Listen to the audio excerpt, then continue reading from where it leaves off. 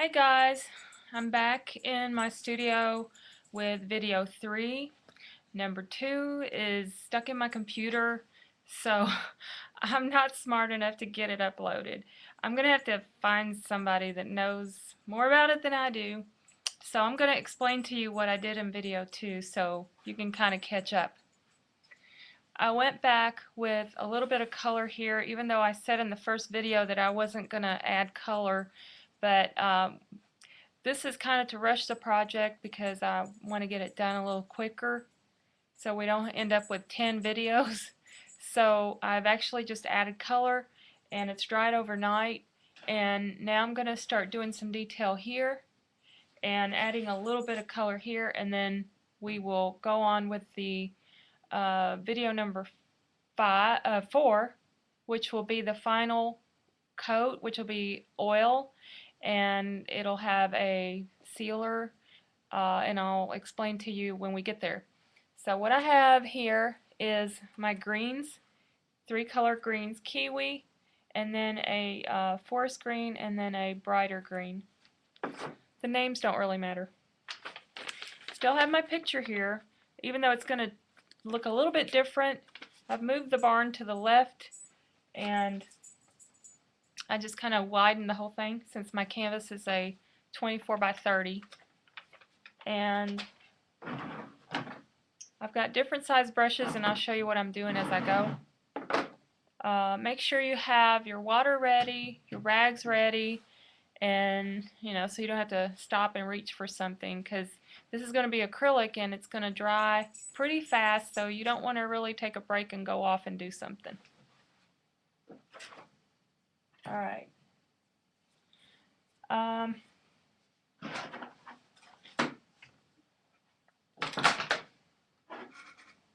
These are my brushes. I have a 1-inch brush that I've beat up a little bit. This is my tree brush. Makes it easier to paint trees. You fluff the end of it. And then I've got a 1-inch flat artist brush. Then I have a detail brush here. It's a slanted artist brush. I think it's about 1/4 of an inch. Got a regular painter's brush at an angle. And then one that's less abused. And then I've got a 1-inch. These are basically the same, except new, abused. I'm going to get the excess water out of my tree brush, the one that's abused, and I'm going to dip into my greens just to add a little color to the reflected trees here. Now this time, since it's a reflection, we loaded the brush with a light green on top and dark green at the bottom, and I'm going to blot it a little bit on a piece of, or on a styrofoam plate, so we don't get too much paint on the canvas. My dog's over there crying. Turn it upside down where the light green is underneath, and match what you see above. I see this green tree here, so I'm going to mirror the tree because this is water and we're going to make a reflection. Skip over here. There's another little bit of green tree here. And then you just skip on across. Wherever you see green, mirror the green at the bottom. We don't go over here since this is going to be land. Nothing reflects on land. Without getting your brush wet, dab the excess paint off like this. Don't put it in the water like the first video showed. Or maybe it was the second video. Anyway. We're going to go into a little orange and a little King's Gold here. And again, I'm going to blot it so we don't want a whole lot of paint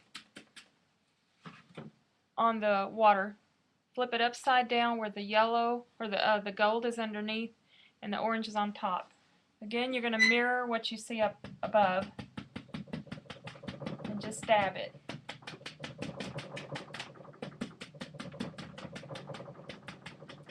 We're doing this fast because what I'm going to do then, before it dries, is take a clean, dry brush, and I'll show you in a minute what we're going to do to make that look like it's in a reflection of water. So go into the red this time and the orange, because we're going to mirror what we see up here again. There's no red here, and there's no red here. So again, I'm going to blot it and then turn it upside down where the King's Gold is at the bottom. Mirror it again wherever you see red.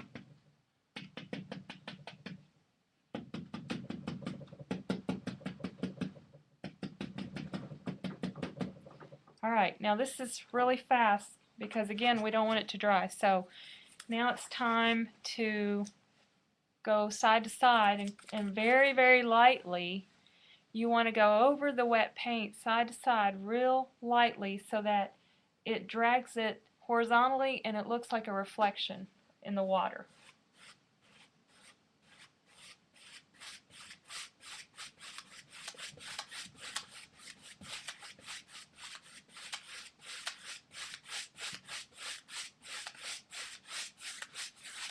See how that smoothed it out a little bit?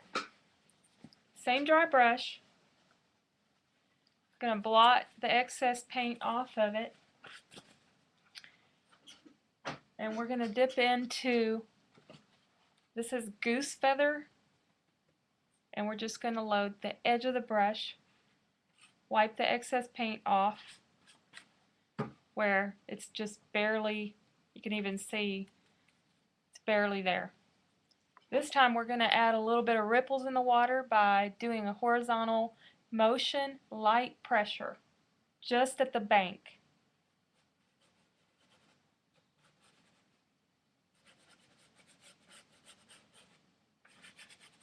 We're going to do it right over top of what you just did.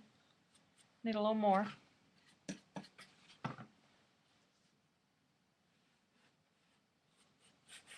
Whoop, we don't have enough. Just go ahead and blot it on your hand. It'll come off. And we're going to go all the way across in front of the barn, in front of the reflection of the barn. Just light pressure and just make it kind of random. And you can see how these look like ripples, and the more you do that, the more it's going to look like water. Take a little break. My dog is crying.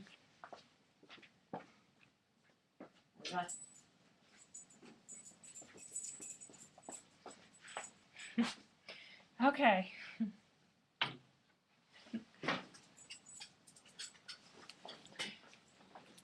This is my nosy dog, Layla. Quit licking me.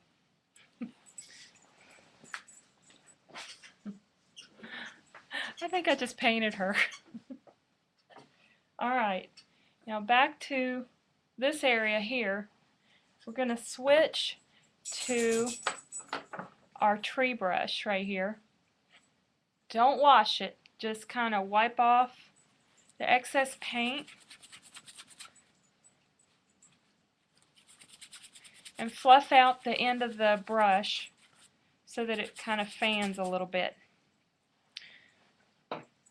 Alright, we're going to go into a little bit of green and a little bit of gold just to do the undergrowth. Like I would imagine the flowers or the weeds or whatever will be growing through some dry grass and things.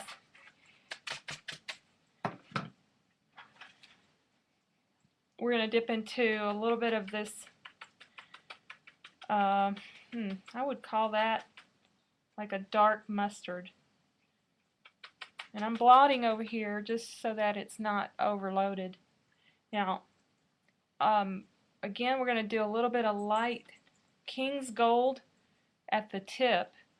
And this is where last night, which I think you missed it on video too, what I'm going to do is tap it lightly, and as I do it, I'm going to rotate it on my fingers like this, creating that soft arch of the trees.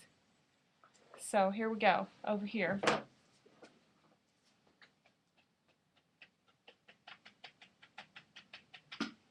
forget the side.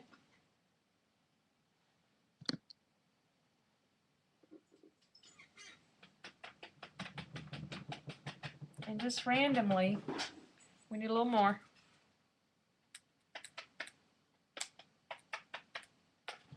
Same thing. And randomly apply it here and there with a soft little arch of the hand.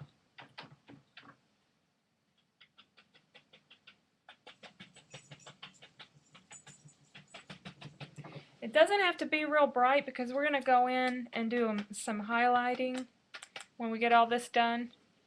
So just kind of keep going with the little arches randomly.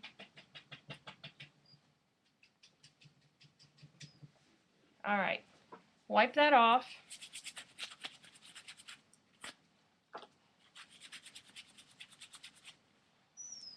And we're going to go back to a little bit of green, and this time add the kiwi at the top, which is the light green. It's like a lime green, but it's called kiwi. And a little bit of dark green at the bottom. Can you tell that? I keep asking you questions as if you can answer me. Since this is like a fall scene, I'm going to dip over top of the green into the brown just a little bit to make that grass green look a little bit dry like a fall. So we're going to fill in some of these dark areas between what I just did. The same motion. Again, it can be kind of random. As your paint dries on your brush, or you get to using it a little bit, so you can apply more pressure. At first, when you have your brush loaded with a lot of paint, you use light pressure, and as you use it up, you can put a little more pressure on it. Don't forget the side. Okay, in between there, I'm going to wipe this off. In between these colors, we're going to add a little bit of maybe some flowers, but this time we're going to switch to our angular artist brush, 1/4 of an inch. We're going to dip into the bright orange, right there. It looks gold, but it's actually, well, there it goes. It's orange. Blot it a little bit, and we're just going to do some little tiny strokes that look like maybe some flowers there growing. Again, I'm rotating the brush on my fingers as I dab.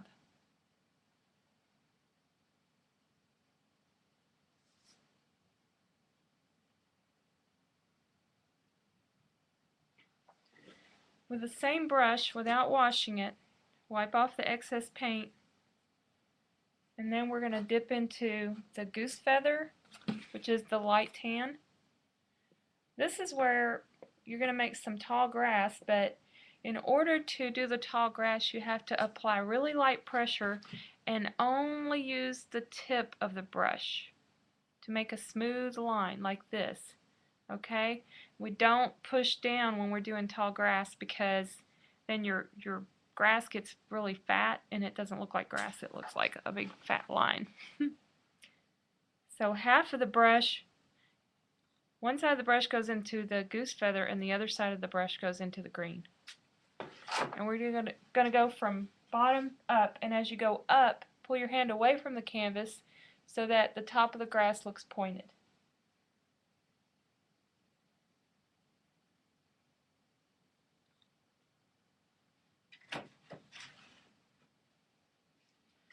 We're going to load again. Green on one side, goose feather on the other.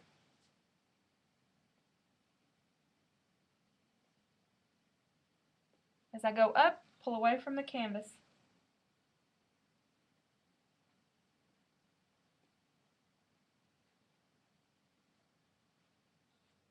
Just randomly add the long, tall grass. And it doesn't matter if you go over the parts that are already wet, because It kind of creates a little bit change of color and makes it more interesting. So don't freak out if you're overlapping the paints. Okay. Okay, we're done with that, so we're going to wash our brush.